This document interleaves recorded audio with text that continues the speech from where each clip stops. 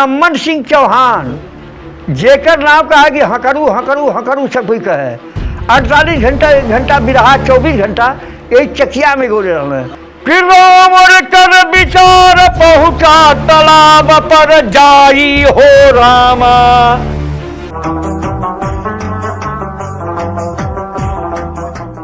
इस वीडियो के प्रायोजक हैं विजय बहादुर यादव, बिरहा प्रेमी और उद्योगपति, गुड़गांव, हरियाणा।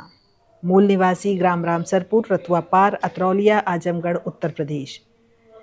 महान शायर मिर्जा गालिब ने कहा है कि सब कहाँ कुछ लालाओ गुल में नुमायां हो गईं, खाक में वो सूरतें होंगी जो पिन्हा हो गईं।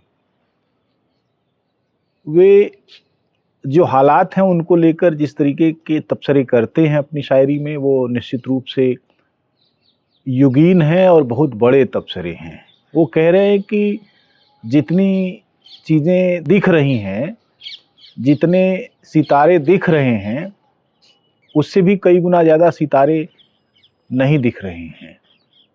और जो ये लालाओ गुल में प्रकट होने वाली जो चीज़ें हैं, जो रंगीनियाँ दिखाई पड़ रही हैं, वो उतना ही है जितना धरती से निकल पाई, बाकी सब धरती में ही रह गई। तमाम सारे अशार उनके ऐसे हैं जिसमें वे इस तरह की विडंबनाओं की बात करते हैं। और ये ज़िंदगी का द्वंद्व है।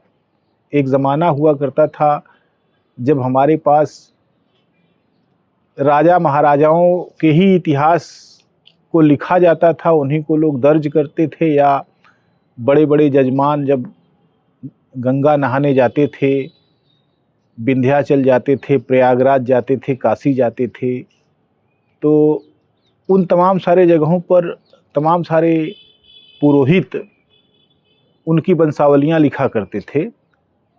लेकिन ये सबको मैसर नहीं था, क्योंकि सभी लोग उतना दान दक्षिणा नहीं दे पाते थे, लिहाजा उनकी वंशावलियाँ कभी लिखी नहीं गईं।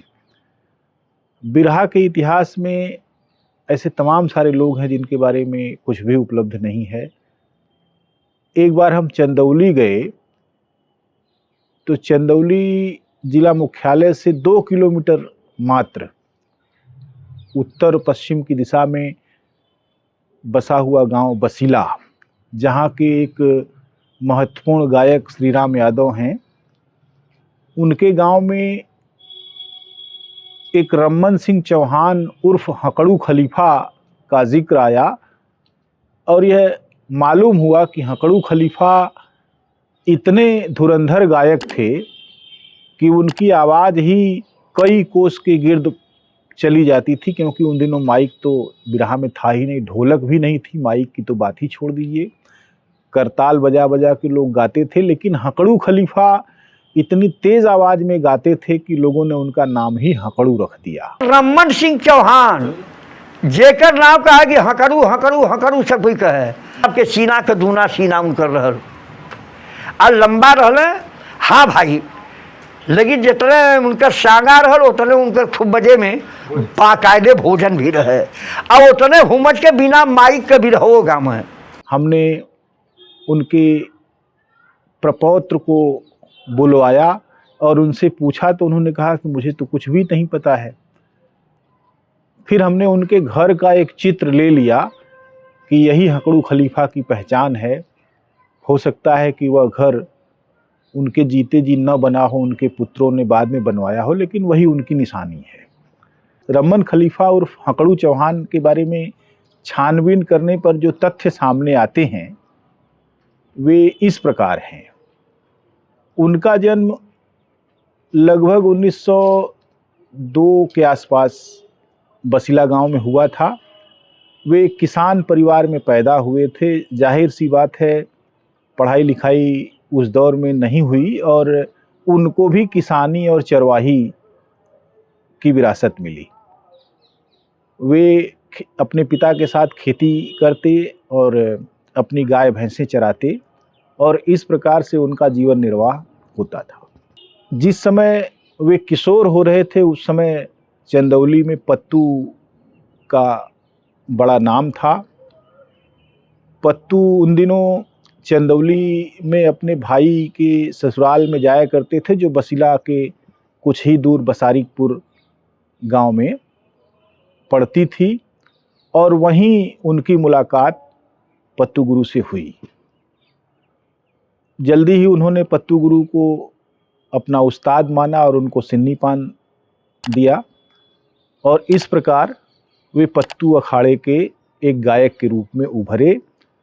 22-23 वर्ष की उम्र तक वे मंच पर धूम मचाने लगे। उनके सामने उस समय के किसी गवैये का टिकना बहुत बड़ी बात होती थी। हकड़ू खलीफा सुर, ताल, लय और ओज के बहुत ही महत्वपूर्ण कलाकार थे, और पत्तू घराने की पहली दूसरी पीढ़ी के ऐसे कलाकार थे जिनके बारे में कहा जाता है कि उन्होंने बिरहा को अपनी आवाज़ से गुंजार कर दिया था। कहा जाता है कि सन 1941 में उन्होंने 24 घंटे लगातार बिरहा गाया और सामने वाले के छक्के छुड़ा दिए, और उस 24 घंटे लगातार बिरहा गाने के बाद वहाँ के सबसे संपन्न व्यक्ति ने उनको 5 रुपए का इनाम दिया। यह 85 वर्ष पहले की बात है।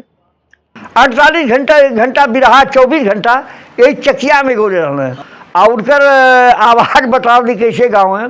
हमार बाबू तेरी कहते रहे उनकर, ऐशरी भैया, सारिक भैया, और 24 घंटा बिरहा 24 घंटा बिरहा गौले। यही जब उनका ना हकरू बुढ़ौती तक से लोग कहें, अरे हकरू दादा, ये हकरू दादा।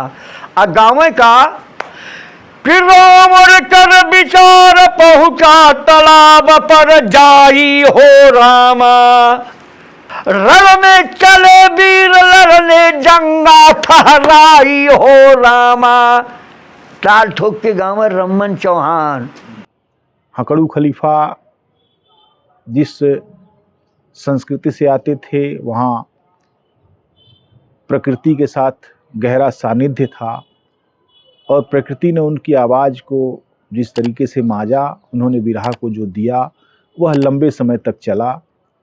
हकड़ू खलीफा जिस पीढ़ी का प्रतिनिधित्व करते थे, उनके समकालीनों में छेदी, करिया, गोगा, मुलई, लुरखुर इत्यादि लोग थे, और बिरहा न केवल बनारस में बल्कि गाज़ीपुर में भी फैल रहा था, जौनपुर में भी फैल रहा था, और इलाहाबाद की तरफ भी उसका एक केंद्र बन रहा था। इस तरीके से बिरहे का भौगोलिक विस्तार बहुत तेज़ी से आगे बढ़ा। सन 1960 तक आते आते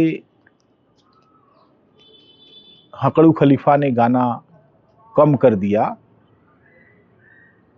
अब इतनी उम्र हो चुकी थी कि उन्होंने मंच के साथ अपना संबंध काफ़ी सीमित कर लिया था। उन्होंने एक लंबी उम्र पाई, उनको तमाम सारे गायकों ने सम्मान दिया, उनको इज्जत बख्शी। जब भी वे कहीं जाते थे तो लोग उनसे बहुत आदर और सम्मान के साथ मिलते थे। सन 1978 के आसपास उनकी मृत्यु हुई, और इस प्रकार हम देखते हैं कि धूल में मिले हुए एक महान गायक हकड़ू खलीफा अब कुछ लोगों की स्मृतियों में भले ही जीवित हों, लेकिन लिखित तथ्य उनके बारे में काफ़ी कुछ नहीं है। इसी तरीके से गांव-गांव जाकर हम इकट्ठा कर रहे हैं, ताकि तमाम सारे वे गायक जो किसी ज़माने में बिरहा की नींव रख रहे थे, जिनके कारण से बिरहा यहाँ तक पहुँचा है, उनको जाना जाए, उनके बारे में जाना जाए, उनके बारे में कहानी लिखी जाए, उनके इतिहास को खंगाला जाए। जितनी भी स्मृतियाँ और तथ्य हो सकते हैं उनको इकट्ठा किया जाए। ये बहुत ज़रूरी है। अगर आपने इस चैनल को अब तक सब्सक्राइब नहीं किया है तो कृपया सब्सक्राइब करें और इसे ज्वाइन भी करें, अपने मित्रों से भी कहें, और यथासंभव आर्थिक सहयोग भी दें, जिससे हम इस काम को आगे बढ़ा सकें। नमस्कार, धन्यवाद।